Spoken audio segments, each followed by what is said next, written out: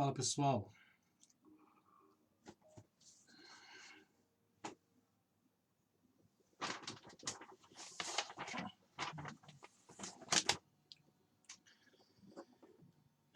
vamos dar início a mais um momento muito especial aqui. Glória a Deus.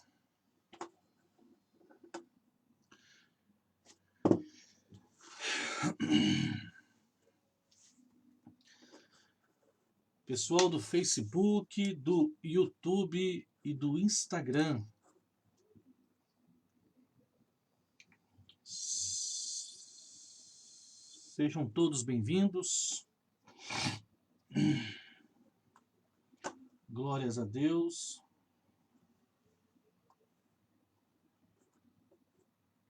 Estamos aí ao vivo. Vamos aguardar o pessoal aqui do chegar. Vocês que forem chegando, fiquem à vontade e de alguma forma vão, por favor, vão compartilhando, né? Compartilhando com a rede de vocês a respeito dessa transmissão, compartilhando com a turma de vocês. Já vamos dar início, pessoal do Insta, do Face, né? Glória a Deus.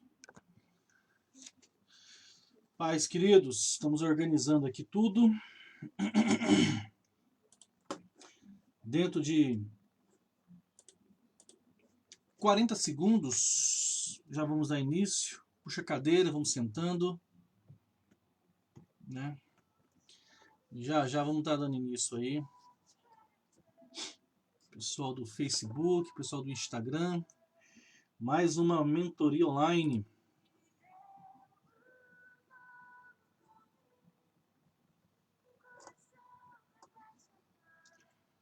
Mais uma mentoria online. Vamos ficando à vontade aí, já vamos dar início dentro de alguns minutinhos. Hoje é uma noite bastante especial.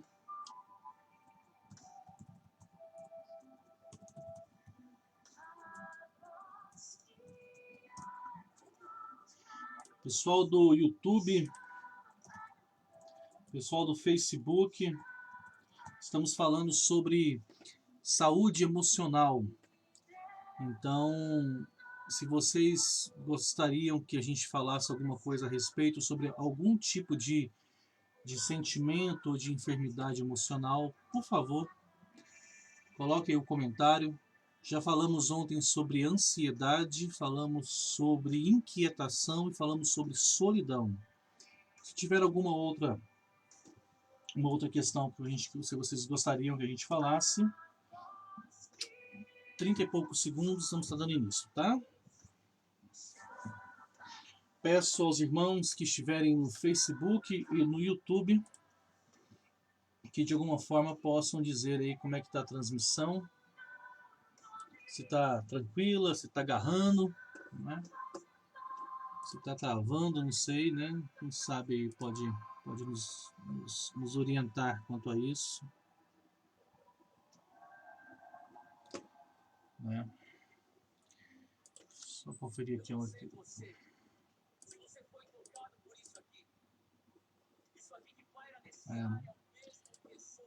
Maravilha. Vamos começar, pessoal? Vamos começar e aí o pessoal que está aí conosco vão estar colocando. Vamos dar início. Vamos nos colocar aqui diante do Senhor em oração. Só preparar o áudio aqui do Instagram. Maravilha. Vamos orar, colocar as nossas vidas diante do Senhor.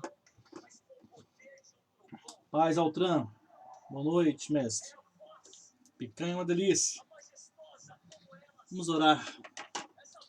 Se alguém tiver algum problema de áudio ou de vídeo, por favor, me avisa para a gente corrigir. Estamos ainda aprendendo a mexer com a ferramenta, mas o propósito é de estarmos juntos, tá?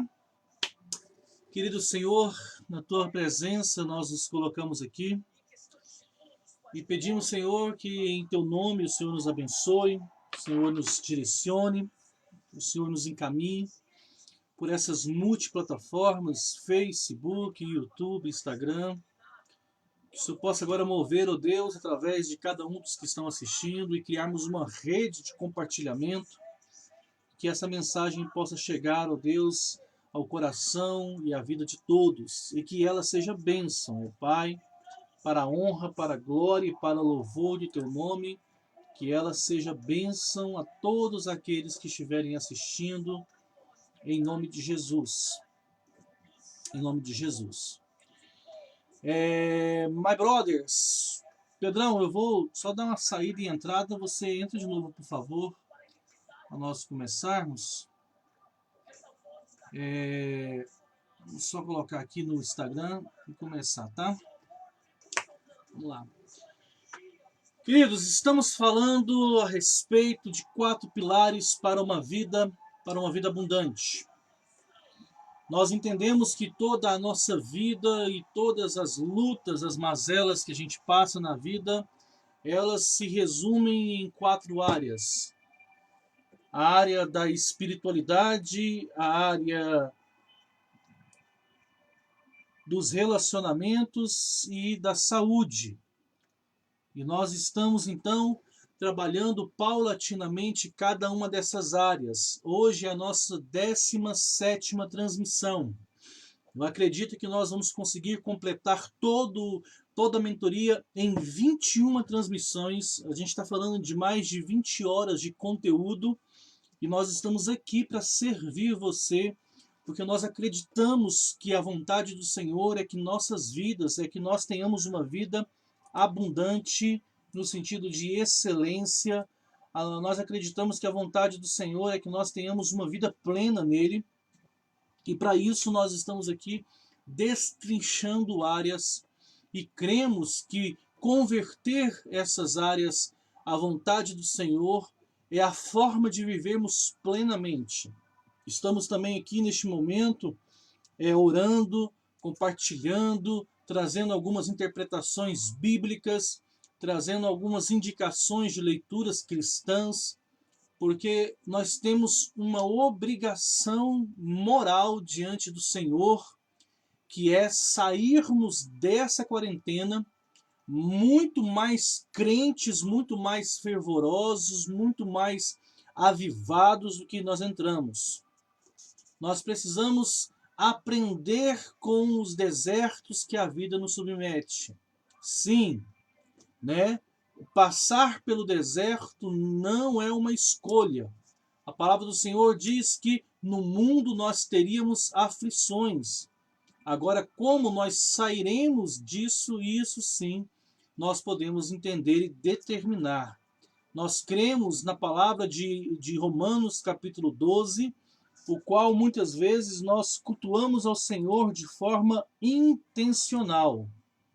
Eu não sei como é que está a qualidade da transmissão, mas se estiver agarrando, por favor, me retornem, me avisem, tá? Então, nós precisamos de intencionalidade, de assertividade, de uma disposição mental para servir ao Senhor. Cremos que essa é a vontade de Deus. Para isso, nós falamos já a respeito do pilar da espiritualidade e falamos a respeito do pilar dos relacionamentos. Estamos convidando você, irmão e irmã, para juntamente conosco destrinchar o pilar da saúde. Falamos sobre saúde física, falamos que nem toda enfermidade ela tem origem, nem toda enfermidade física ela tem origem demoníaca, ela é de ordem espiritual. Falamos a respeito de enfermidades emocionais e estamos trabalhando nisso nessas últimas transmissões. Na noite de ontem, nós falamos um pouco sobre algumas enfermidades emocionais, como causa, como questão a respeito disso, e especificamente nós falamos a respeito de 3 tipos de enfermidades, que é a ansiedade, que foi a inquietação e que foi também a solidão. Então, se você que está nos assistindo por qualquer uma dessas plataformas gostaria que nós trouxéssemos algum tipo de observação sobre qualquer tipo de de sentimentos, de enfermidades, escreva nos comentários e nós iremos falar sobre ela, tá? Então, o que caracteriza por uma enfermidade emocional? De alguma forma, podemos defini-la que é a má gestão das nossas emoções. É quando as emoções que nós sentimos, elas perdem, nós perdemos o controle, por assim dizer, e passamos a senti-la de um nível de intensidade que a gente deixa de praticar e de viver na nossa vida. Isso influencia os nossos trabalhos, as nossas relações, ministério. Nós precisamos reconduzi-las a um padrão, por assim dizer, de normalidade, ao qual nós conseguimos, a partir disso, viver e viver de forma plena. Então, a proposta nossa é hoje, quarta-feira, dia 6 de maio, finalizarmos essa parte das emoções. Então, o convite que eu te faço é para que você entenda a respeito disso e a gente entenda à luz das escrituras um pouco como nós podemos vencer, né?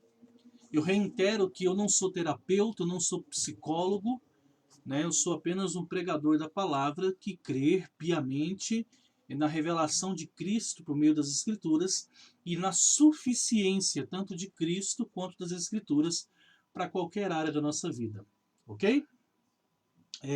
Eu queria um feedback de vocês, quem está nos assistindo aí pelas redes.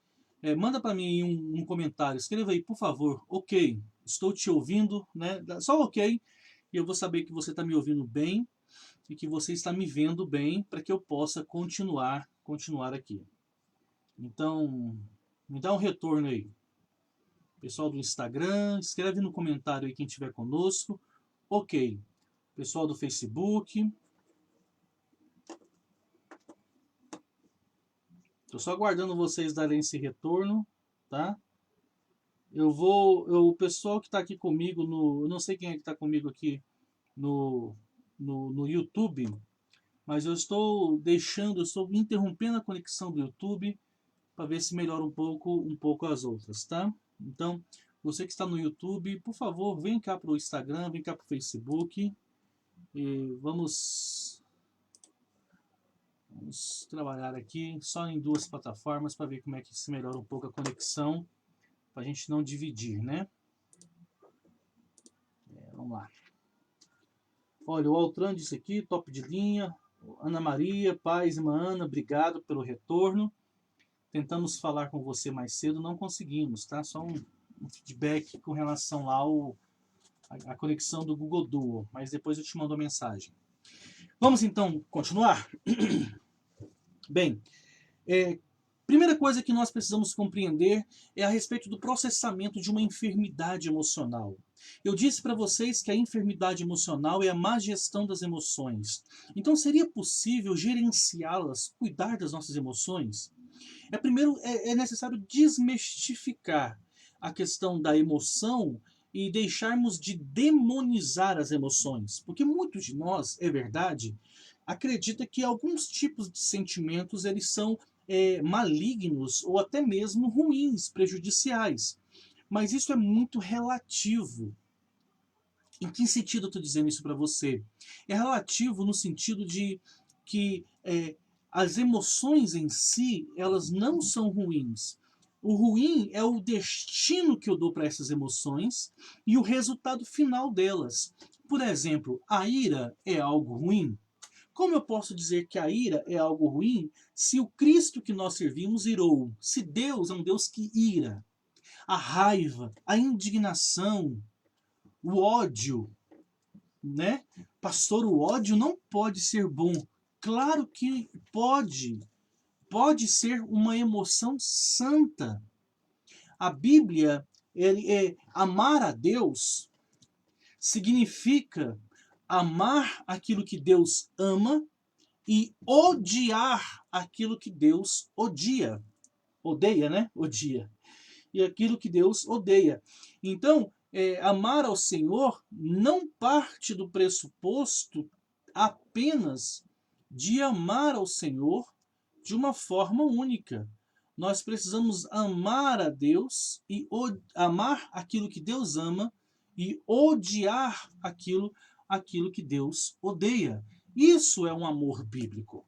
Então, a emoção pura, o sentir puro, ele não é algo maligno.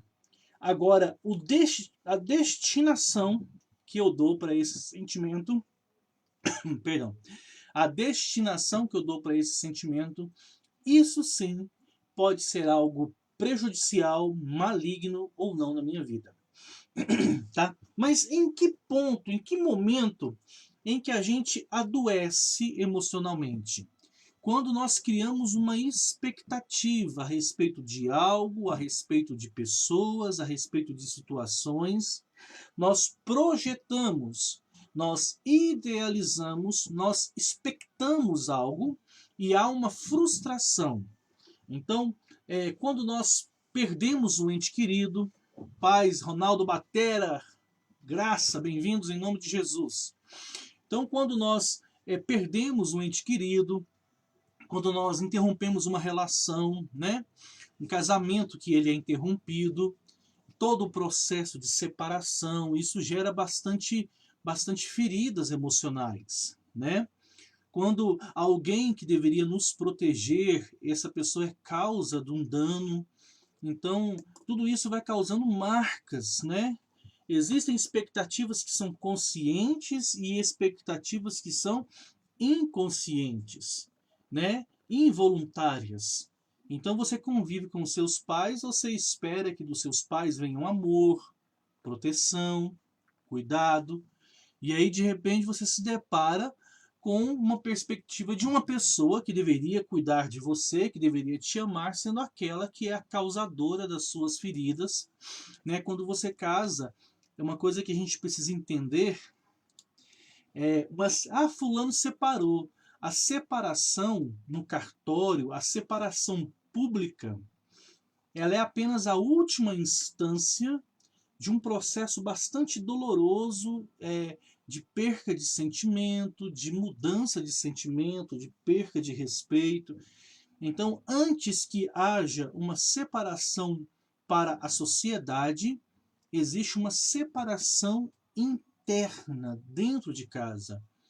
E essa é a mais danosa, porque muitas vezes o orgulho, a vergonha, não nos permite expor que isso está acontecendo. E é nesse processo de queda aonde as brigas se intensificam, aonde o contato, o afeto é perdido. Antes que um filho se perca para a sociedade, há um processo de perca desse filho dentro de casa. O cara fica só no quarto, só nas redes sociais, as relações com as famílias são evasivas, sempre tem um relacionamento mais aprofundado de amizade. Antes que a pessoa decida romper uma relação com qualquer outra pessoa, seja ela por qualquer outro motivo, existe um rompimento dessa aliança aqui dentro dele, dentro dessa pessoa. E é essa relação que é rompida que a gente precisa identificar. Quando eu falo sobre santificar as emoções, é identificarmos qualquer que seja dessas emoções negativas nascendo e resolvê-las à luz da palavra. Então, quando nós temos um relacionamento conjugal e a gente vê que um está se perdendo do outro, é necessário que a gente lute. A pastora Josi sempre ministra para nós que se o perdão ele é uma decisão e é uma obediência, fruto de um mandamento, consequentemente o amor também é. O amor, ele não é algo que... O amor, ele não é um ser pessoal. O amor não é uma entidade, né? O amor, ele é um sentimento que pode ser fruto de uma escolha. Você pode decidir amar. Você pode decidir cuidar. Então, muitos de nós, a gente tem se perdido do outro, seja o que for e quem for esse outro. Pode ser relações, né? Relacionamentos, pode ser relacionamento familiar de pais e filhos, né? Então, como que a gente pode trabalhar nessas emoções? Eu tenho um trabalho anos de uma empresa, crio uma expectativa e de repente eu perco o meu trabalho, né? eu tenho um familiar, um ente querido, e essa pessoa falece. Então, são situações abruptas que pessoas, recursos, sentimentos, tudo isso muda a nossa rotina e isso fere os nossos corações. A forma de conduzirmos as nossas emoções é sendo transparente com Deus a respeito de como sentimos. O apóstolo Paulo, ele fala uma coisa muito linda ao livro de Filipenses. Ele fala: alegrai-vos no Senhor, outra vez digo, alegrai-vos. Seja a vossa moderação conhecida diante de todos, porque perto está o Senhor. Não estejais ansiosos por coisa alguma. Antes, em tudo, por meio da súplica, com oração e ações de graça, sejam conhecidas as vossas petições diante do Senhor. O final desses versos culmina com uma frase que eu acho fantástica, que é: e a paz de Deus, que sobrepassa todo entendimento, guardará os vossos sentimentos em Cristo Jesus. Ou seja, nós precisamos aprender a depositar no Senhor as inquietudes da nossa alma. Nós precisamos aprender a relacionar com o outro a partir da perspectiva cristã. Nós precisamos aprender a respeito de abandonar a mentira e abraçar a verdade. Precisamos ser sinceros nas nossas relações. Precisamos aprender a depositar as nossas expectativas somente no Senhor e não no outro. Precisamos aprender a lidar com um problema enquanto ainda ele é pequeno, antes que ele cresça e ele seja difícil demais. As pessoas, elas estão sentadas no seu próprio juízo pessoal, na sua própria maldita justiça pessoal, e já não há mais afeição pelo outro. Eu usei a palavra afeiçoar, eu não usei a palavra apaixonar ou enamorar. Nós precisamos aprender a santificar essa nossa forma de ver o outro e de ver a si próprio, né? Se você tem, você não vai, eu queria que vocês colocassem algum exemplo, por favor, a respeito de possíveis problemas emocionais. Não, nós vamos entender que não é você que está pedindo a respeito do que você está sentindo. Eu estou pedindo sugestões. Então, digam as sugestões que vocês quiserem aí, tá?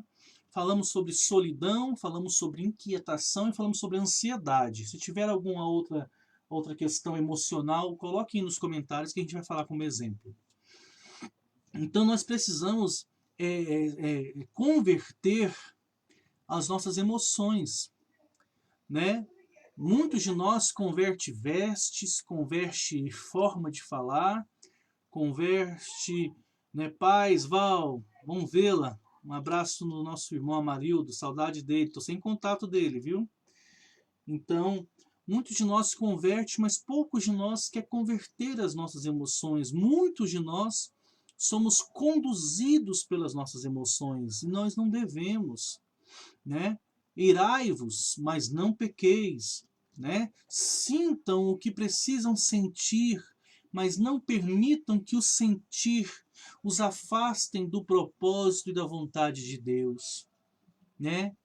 Nas relações conjugais, quantas vezes somos tomados por sentimentos controversos para o nosso cônjuge, né?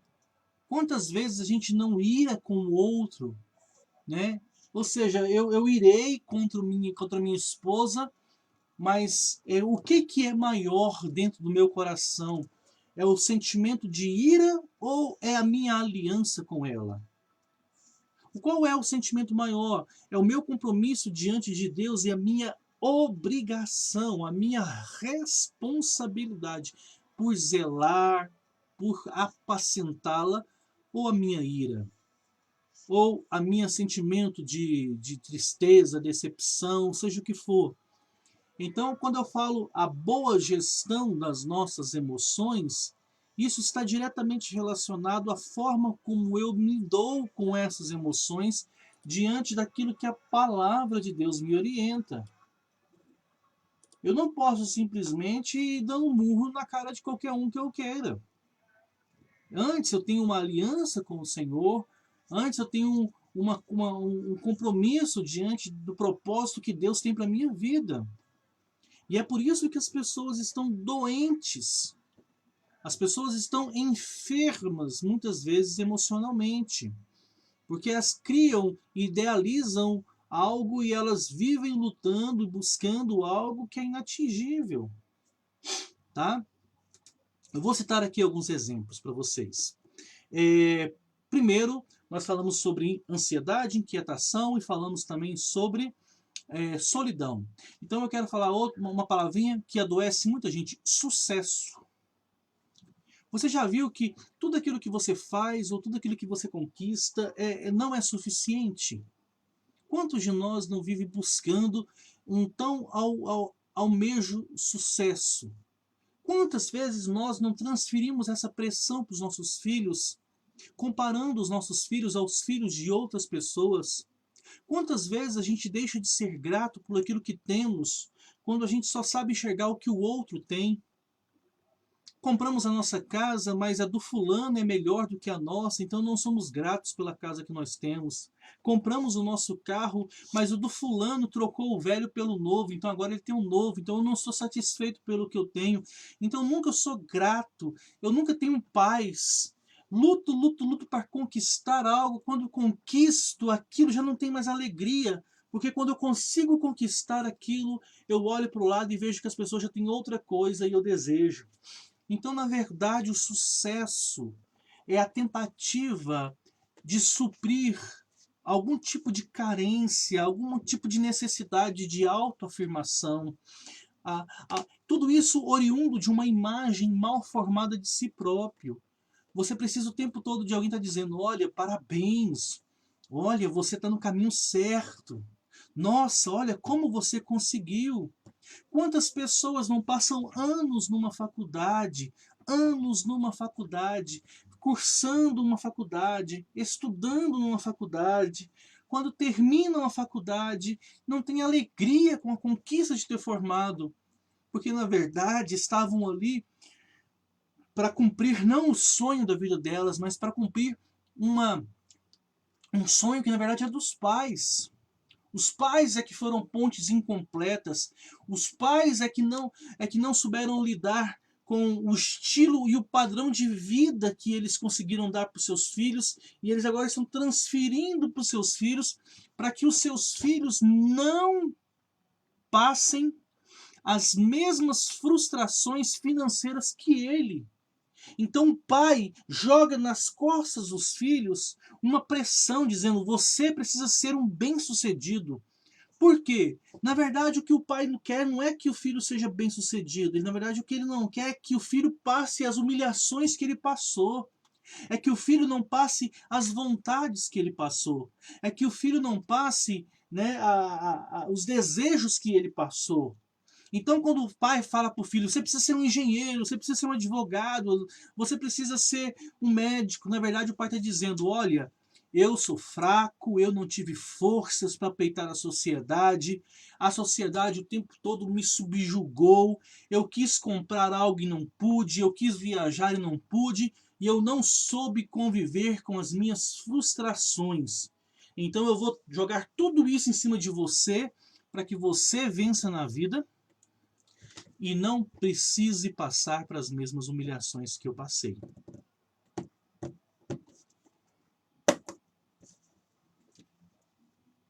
Pancada não é, gente?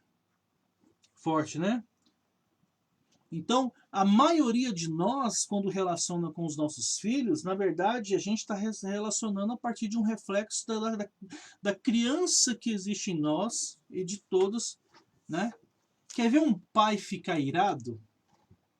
Quem é pai aqui, estiver assistindo aí na transmissão, seja no Facebook ou no Instagram, quando eu falar a frase, se você puder aí se comprometer comigo, diga eu, tá? Não tem coisa para fazer um pai ou uma mãe irar. É quando vê o seu filho sofrendo uma injustiça que ele sofreu quando foi criança. Na hora, pode ser o pai ou a mãe mais santa que existir, na hora vai entrar na carne, né? Quer um exemplo disso? Se você vê o seu filho tendo vontade de comer algo no meio de uma reunião de família e ele vai pro lado da comida e aí um parente sem jeito nenhum dá um berro com seu filho e humilha ele, falando de forma grossa: menino, você tem educação não? Na hora, aquela bronca que o seu filho levou em público vai associar com a sua memória afetiva, com a sua criancinha lá do interior, e você vai sentir a mesma humilhação que você sentiu, e você então vai dar um berro, vai dizer: esse menino aqui tem mãe, esse menino aqui tem pai, dele cuido eu. E aí vira já, a família já acabou, a paz. Então nós precisamos entender, meu irmão, minha irmã, a respeito disso, a respeito dessa pressão chamada sucesso. À luz da Bíblia, o que é ser bem-sucedido? Deus não pediu para que a igreja fosse bem-sucedida. Deus pediu para que a igreja fosse fiel. E a fidelidade que Deus pede para a igreja não tem a ver com conquistas, mas tem a ver com renúncia muitas vezes. O chamado de Deus para a igreja muitas vezes é perder para ganhar, é abrir mão. É abrir mão. Entende bem isso? O irmão aqui disse aqui para falarmos sobre decisões, né? Que decisões? Né? Irmão, você ainda é novo. O ser humano, à luz da revelação de Cristo, tem 3 decisões que ele faz, das quais toda a sua vida vai viver em torno dela. Uma, decisão de com quem vai casar. Meu irmão, a sua vida inteira vai girar em torno da constituição de uma família. As suas maiores alegrias e as suas maiores decepções estarão nessa decisão. Então você precisa escolher não pela beleza do rosto, não pela beleza do corpo, não pela beleza do padrão de vida, mas você precisa buscar em Deus uma pessoa que tenha os mesmos princípios que você. Você não deve casar para ficar bem de vida. Você precisa casar, na verdade, aquilo que deve te unir a uma pessoa é o mesmo propósito de vida. Precisa ter aliança de propósitos, né? Porque 2 pessoas pobres, unidas, elas conseguem vencer na vida quando estão juntas. A Bíblia fala que uma casa dividida ela não subsiste, então tem que ter aliança de propósito. A segunda decisão é a decisão de carreira, de profissão. Tem muita gente aí que vai viver a vida inteira correndo atrás de como se sustentar. Então, se você unir aquilo que você faz com aquilo que você gosta e com aquilo que te dá retorno, você vai ser uma pessoa certamente feliz na sua profissão. E a terceira dela é a decisão a nível de ministério, que é para que Deus te chamou. Então todas essas decisões vão ocupar 99,99999% do tempo da sua vida. Então como decidir, como tomar decisões?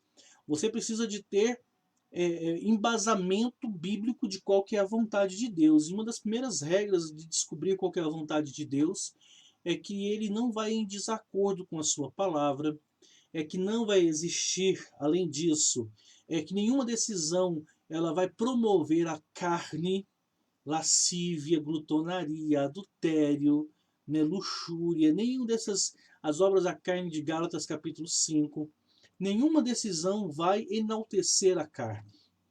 Pelo contrário, ela vai enaltecer o fruto do Espírito, né, paz, longanimidade, temperança, amor. Então, como tomar decisões corretas? Primeiro, essa decisão que eu vou tomar, ela glorifica ou não glorifica a Deus? Sim.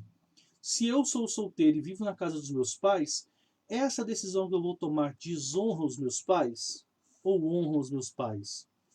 Depois, se eu sou casado, essa decisão que eu estou tomando, ela é bênção, é uma decisão que está feita em acordo com a minha família, é uma decisão conjunta ou é uma decisão isolada?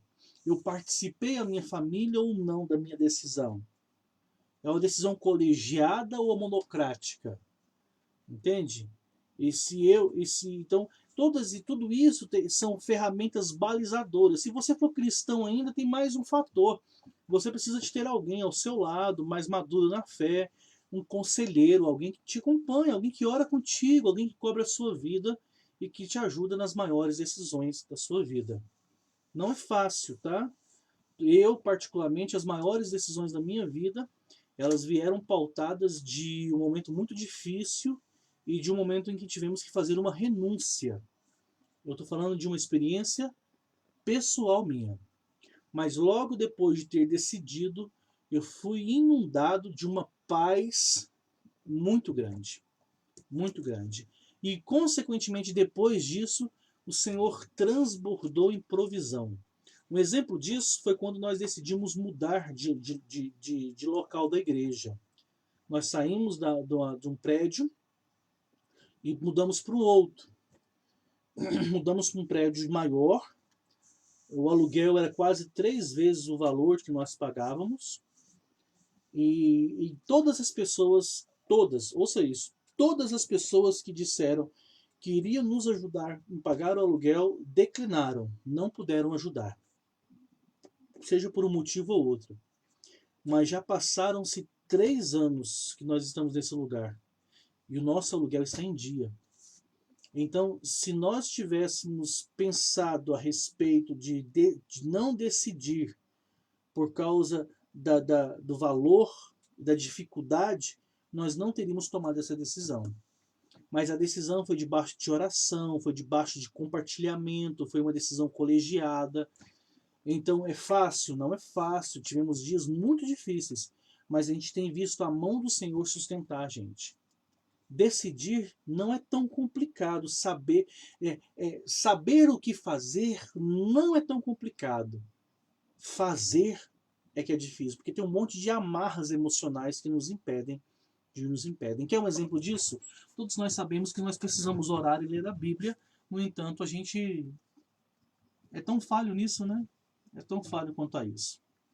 Então, eu só preciso costurar aqui, tá? Então, falamos sobre decisões, falamos sobre sucesso, falamos sobre ansiedade, falamos sobre solidão, falamos sobre inquietação. Se algum de vocês tiverem mais algum outro item que gostasse que a gente compartilhasse, temos um pouco de tempo aqui para falar, tá bom? As enfermidades, elas...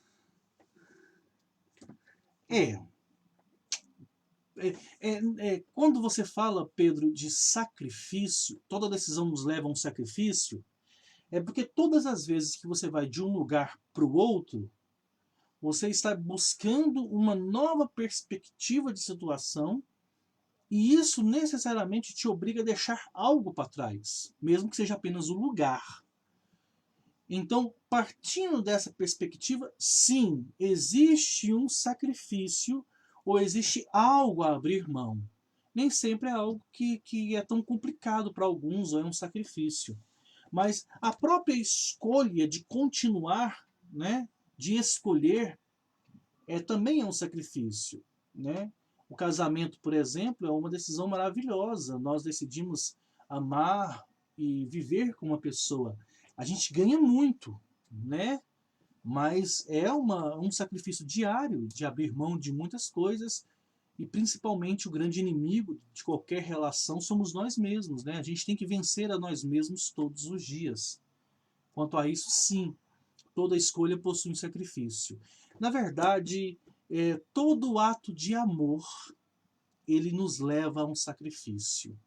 Se você ama algo ou alguém, ou qualquer coisa, você precisa estar disposto a pagar um preço por esse amor. O amor é uma das coisas que mais cobra algo de alguém. É um dos sentimentos mais caros que existe. E quanto maior for o seu amor, maior terá que ser o seu sacrifício. O amor para aquele que recebe, ele é gracioso. Então aquele que recebe, ele não paga. Mas aquele que dá, ele doa tudo. Pergunta para uma mãe se amar um filho é fácil. Ela vai dizer que é uma das coisas mais difíceis. Agora pergunta se ela quer trocar esse amor por qualquer bem que ela pode comprar. Vai existir umas doidas que vai dizer sim, mas a maioria não troca. Dizem o profeta que ser mãe é padecer no paraíso, mas é um amor sofredor, né? Falar em mãe, ser um amor sofredor, a avó acaba de entrar, né? Benção, tia, bem-vinda. Então, é, mãe, o amor de mãe, ele é comparado ao amor de Deus. E você pode ver que o amor de Deus, ele é esse amor sacrificial, né? João 3,16, Deus amou o mundo de tal maneira que ele deu o seu filho. Então, todo ato de relacionar e de sentir nos leva a praticar um ato de sacrifício. A praticar um ato de sacrifício. Todo amor, todo sentimento, ele é sacrificial. Toda decisão, ele traz um encargo de escolha. E toda escolha é muito difícil, porque todas as vezes que nós escolhemos algo, nós deixamos de escolher algo, deixamos algo para trás. Mas a boa notícia é que não tem como você vencer ou conquistar nada nessa vida se não for por meio das escolhas e das decisões. Crescer dói, mas é preciso. Crescer machuca, mas é preciso. Crescer dói e dói muito, mas permanecer como nós estamos dói ainda mais.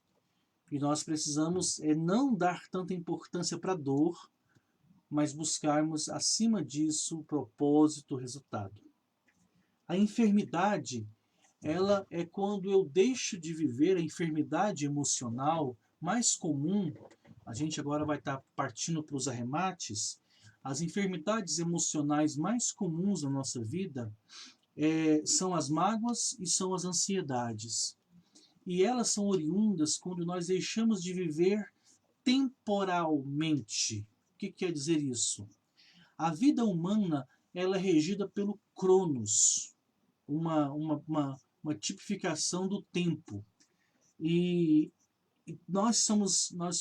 o nosso agora, ele sofre o resultado do agora, ele é um fruto de uma pressão que nós vivemos, daquilo que nós fomos e daquilo que nós desejamos ser.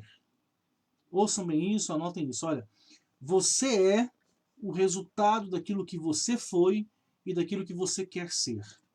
Então, quanto mais o passado e o futuro pressiona você, se você não saber gerenciar isso, você vai ser uma pessoa bem-sucedida ou fracassada nesse mundo, de acordo com a perspectiva humana. Então, quando eu tenho situações do meu passado, traições, violências, rejeições, decepções, expectativas frustradas, né, abandonos, necessidades. Eu preciso em Deus olhar para cada uma dessas emoções, dessas experiências, e eu preciso, à luz da Escritura, tirar tudo aquilo que elas podem me trazer de bom. Eu conheço uma pessoa, por exemplo, que passou por um processo de depressão cristã, essa pessoa. E ela fala que depois que ela passou por esse momento, ela é muito mais capaz de se compadecer da dor do outro, de se colocar no lugar do outro, de entender as necessidades do outro. Pergunta para uma pessoa que passou fome na sua infância. Quando eu falo fome, é fome, aquela fome que dói a barriga. Só quem passou fome que dói a barriga sabe o que eu estou dizendo. Quando vê alguém negando comida para outro, como essa pessoa se sente aqui dentro? Né? Se tem alguém aqui que já passou fome, dessa fome de doer a barriga, fala assim, eu entendo, escreve aí, eu entendo, né? Dói na alma, dói na alma. Quando você era criança, que você queria um presente, né? Um carrinho, uma boneca, e você vê uma outra criança pedindo aquilo e você hoje tem condições, dói na sua alma, você quer, né?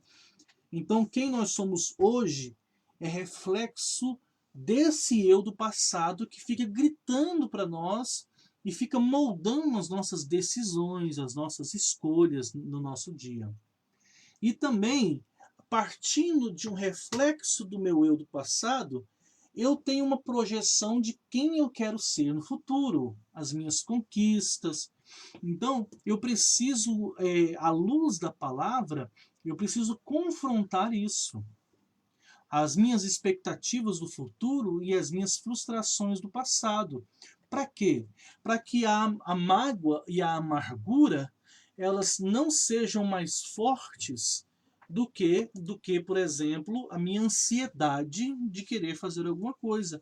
Uma pessoa que é muito ansiosa para querer ser alguma coisa na vida, se ela não tiver o temor de Deus, ela estará pronta a negociar princípios, e aí suborno, corrupção. Em nome do sucesso, a pessoa faz as decisões mais erradas da vida. Então nós precisamos ter um padrão elevado de espiritualidade, de moral, que é um temor, um santo temor em Deus, que vai fazer com que os nossos anseios do futuro não sejam maiores do que o nosso temor de submeter a Deus quanto a isso. O que pode ser difícil para uma pessoa do passado? Né? Um sentimento muito difícil talvez seja abuso, uma violência que essa pessoa teve, uma pessoa que foi abusada. Né? É difícil, mas é possível.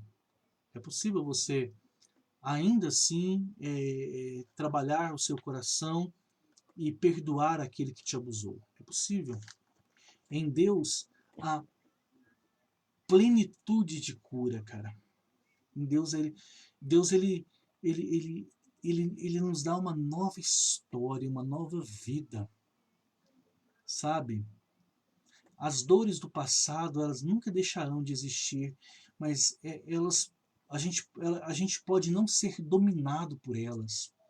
O grande problema, tem uma outra possibilidade da gente fazer, quem sabe, né?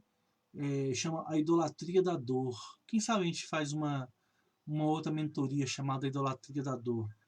Muitos de nós pega essas dores da vida e faz dela o verdadeiro Deus.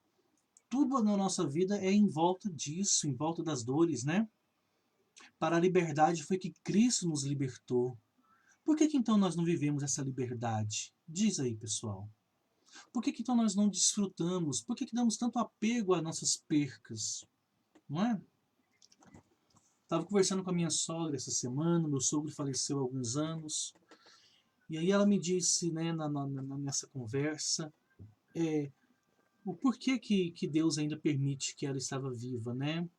Ela tem um ir e vir bastante limitado, ela fica só em casa, só sai para ir no médico, né?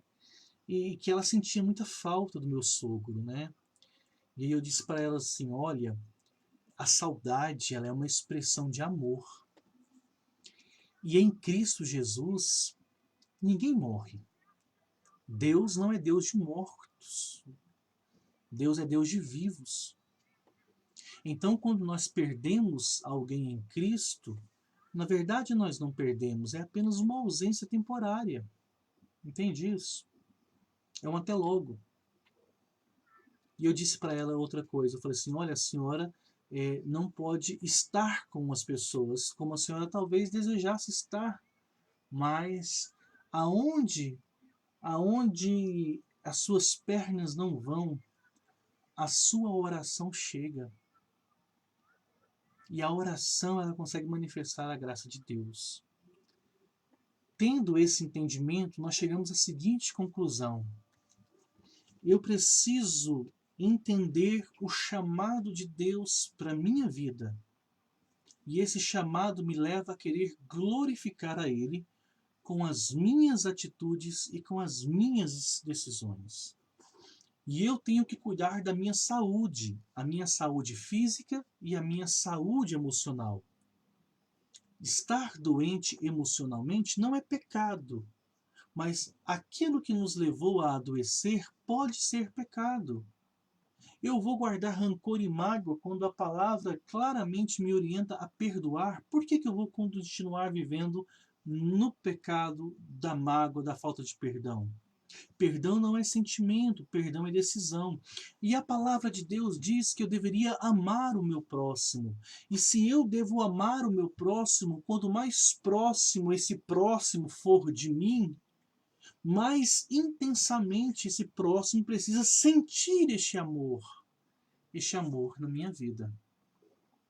Então, eu preciso desejar ardentemente ser uma pessoa, na medida do possível, saudável fisicamente e emocionalmente. E eu preciso fazer tudo o que é possível para que eu consiga isso. Através do corpo, cuidando dele, alimentando ele, indo no médico, fazendo tudo o que eu puder para que eu tenha um corpo mais saudável possível. Tem gente que passa por enfermidades que muitas vezes, infelizmente, não tem escolhas, mas muitos é fruto de não cuidar. E isso é pecado. A gente precisa cuidar do corpo que Deus nos deu. E não é diferente das nossas emoções, o nosso corpo emocional, a nossa alma. Nós precisamos cuidar dela. Como? Trabalhando as nossas emoções de uma forma que elas sejam santificadas. Sentimentos e emoções que glorifiquem a Deus. Quando você olhar para o seu passado, olhe para o seu passado com a clareza da revelação do Cristo do seu presente. Se alguém no seu passado te causou alguma dor, por mais intensa, alguma mágoa, aquela pessoa daquela época não era capaz de perdoar. Imagina uma criança que foi abusada aos 6 anos de idade. Foi violentada, um menino homem violentado sexualmente aos 6 anos de idade. Aquele menino cresce com várias imagens na sua alma. Com 10, com 17, com 20. E todos os seus relacionamentos, eles estão associados a essa violência que ele sofreu. Essa criança não é capaz, talvez, de entender o abuso e a violência que sofreu, mas as suas relações refletem esse abuso. Certamente aquela criança não é capaz de perdoar, de entender se quem dirá de perdoar essa violência. Porém, se essa criança teve um encontro com Cristo, seja lá na sua vida adulta, vamos por aí com 20 e poucos anos, 30 anos, essa pessoa madura, adulta, tem um encontro com Jesus, ela tem que fazer uma visita a essa criança do passado. Não pode olhar a violência pela violência daquela idade de 6, de 9, de 12, 15, porque aquela pessoa não tinha maturidade, não tinha clareza, não tinha discernimento, não tinha revelação. A de hoje tem. Então, é possível que você perdoe aquela pessoa que te feriu, é possível que você perdoe aquela pessoa que te magoou, e isso é saúde para a sua vida. Deixe o passado no passado. Todas as vezes que você trouxer o passado para o presente, você vai adoecer emocionalmente. Deixe o passado no passado e aprenda com o passado. Toda oportunidade é uma oportunidade. E algumas pessoas ruins que aparecem nas nossas vidas, se elas não tiverem nada de bom para nos ensinar, elas ainda assim estarão nos ensinando a não ser como elas. Então, de cada circunstância e de cada atitude, nós podemos ter um aprendizado. Tudo dá para tirar uma lição de aprendizado em tudo. Tudo. Absolutamente tudo. Quanto ao futuro, nós precisamos descortiná-lo. O que quer dizer isso? Muitas vezes a perspectiva do amanhã está nublado pela resolução do nosso presente. Quem que você quer ser? O que você quer conquistar? Aonde você quer chegar? E por quê? Será que a sua necessidade de reconhecimento, de posses ou de status não tem a ver com uma frustração daquela criancinha ou daquela pessoa que sempre quis ter ou ser algo que nunca teve ou nunca foi? Porque o chamado de Deus não é para sermos bem-sucedidos. Isso é consequência. O chamado de Deus é para sermos fiéis a Ele. E no meio da sua fidelidade, o Senhor pode transbordar, sim. Nós vamos falar amanhã, quinta, e sexta-feira, vamos falar sobre vida financeira, sobre sair da dívida, gestão de finanças, glorificar a Deus com o nosso dinheiro. Nós vamos aqui descortinar. Sexta-feira, com fé em nosso Senhor Jesus, nós vamos encerrar a nossa mentoria. Então, além de hoje, temos mais 2 transmissões e vamos falar tudo sobre dinheiro à luz da Bíblia, como sair de dívida, né? O que investir, como não investir. Vamos falar algumas coisas aqui bem claras para você, tá? E isso na pandemia, é possível prosperar em épocas de crise. Vamos falar sobre isso, tá? Combinado, pessoal?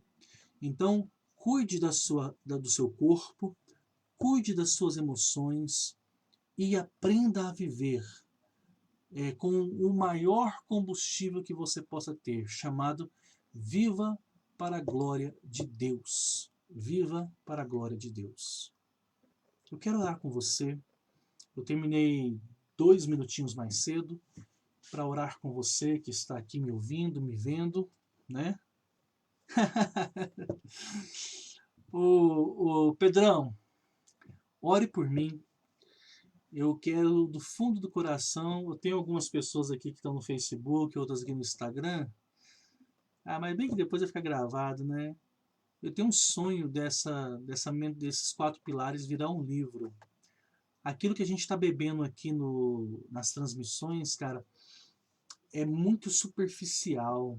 Eu não consigo aprofundar. A idolatria da dor, que é um outro tema de uma outra mentoria, é algo muito forte, sabe? A gente vai profundo, profundo. Mas, quem sabe, né? Eu me comprometo que vocês que estiveram comigo aqui nessa transmissão, nessa mentoria online, que vocês serão os primeiros a terem um exemplar do livro, tá? A primeira remessa vai ser reservada para vocês. Esse é um sonho. Depois eu me apalavro com vocês aqui. Eu tenho um sonho ainda de que esses 4 pilares virem um livro e vocês vão ter a primazia para isso.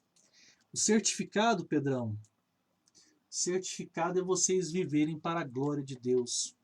O certificado é eu te encontrar daqui a 10 anos, 15 anos, um cara casado, feliz, sua esposa feliz no Senhor, glorificando a Deus, bem-sucedido, vamos falar sobre isso amanhã, financeiramente, sabe, explodido aí, e honrando a Deus com as suas finanças, um cara realmente que faz a diferença nessa geração, entendeu? O certificado de vocês é vocês virarem essa chavinha e decidirem não se contentar com a atual circunstância da vida de vocês e gritarem: eu vou viver uma vida excelente, eu vou viver uma vida abundante e eu não vou me contentar com nada menos do que isso, porque essa é a vontade de Deus para minha vida. Que dentro do meu contexto familiar, que eu seja o melhor filho que eu possa ser para a glória de Deus, que eu seja o melhor pai, a melhor mãe para a glória de Deus, que eu seja o melhor empregado, o melhor funcionário, o melhor empresário, que tudo aquilo que eu fizer, eu faça com um alto padrão de excelência, porque é o mínimo que o meu Deus espera de mim, é o mínimo que o meu Deus merece. Que o que a gente for fazer e viver, que a gente faça excelentemente para a glória dele. Esse vai ser o melhor certificado que a gente vai ter. Amém? Eu queria orar por vocês. Eu queria apresentar e fazer um convite. Quinta e sextas-feiras, as últimas transmissões da mentoria dos 4 pilares. O 4º pilar, pilar da finança. E vamos falar tudo aqui, vamos jogar tudo aqui às claras. Preparem suas perguntas. Tudo que você quis saber claramente sobre vida financeira.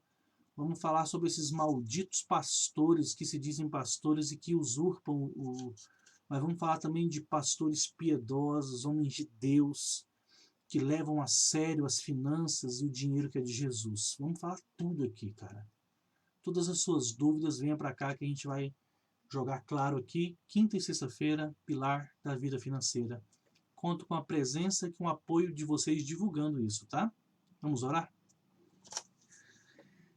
Paizinho querido, muito obrigado. Muito obrigado pela oportunidade que o Senhor nos concede de ouvir a tua palavra. Eu quero aqui orar em favor da vida e da família e do coração de cada um daqueles que estão me assistindo, me ouvindo, e quero te pedir que a bênção do Senhor seja derramada. Quantos deles, ó Deus, não estão passando por algum momento de enfermidade, seja ele física, seja ele emocional, ou vou aqui também aumentar, e uma enfermidade na família, Pai. A família está enferma. Eu quero aqui, em nome do Senhor Jesus, liberar essa palavra de cura, essa palavra de bênção sobre essa casa, essa palavra de bênção sobre esse coração, essa palavra de bênção sobre essa vida. Eu quero liberar, ó Deus, em nome de Jesus, pedir que o teu Espírito Santo visite agora essa vida e traga cura em nome de Jesus e repreenda toda enfermidade, ó Pai. Derrama, sim, Deus, abençoe. Seja com cada um daqueles que estão conosco nessas mentorias, para a honra, para a glória e para o louvor do teu nome. Amém. Obrigado pela companhia de vocês, pessoal do Facebook. Deixa eu me despedir de vocês hoje primeiro. Sempre eu despeço do pessoal do Instagram, né? Mas deixa eu encerrar aqui o Facebook. Que Deus te abençoe. Muito obrigado pela companhia de todos vocês. Até a próxima. Amém. Tia Miriam, Deus te abençoe. Eu não estou entendendo aqui, é o Instagram, pessoal. Só um minutinho, não vai embora não. Eu estou com mais de 1 hora já aqui no Facebook. Alguém sabe me dizer o tempo que a gente está aqui no Instagram? Você acha que eu consegui vencer o Instagram, Pedrão? O Instagram sempre me derruba com 1 hora. Ou eu liberei primeiro o Facebook e depois eu liberei o Instagram? Tá? Deixa eu finalizar aqui o Facebook. Deus abençoe, obrigado, boa noite. Fiquem na paz, tá?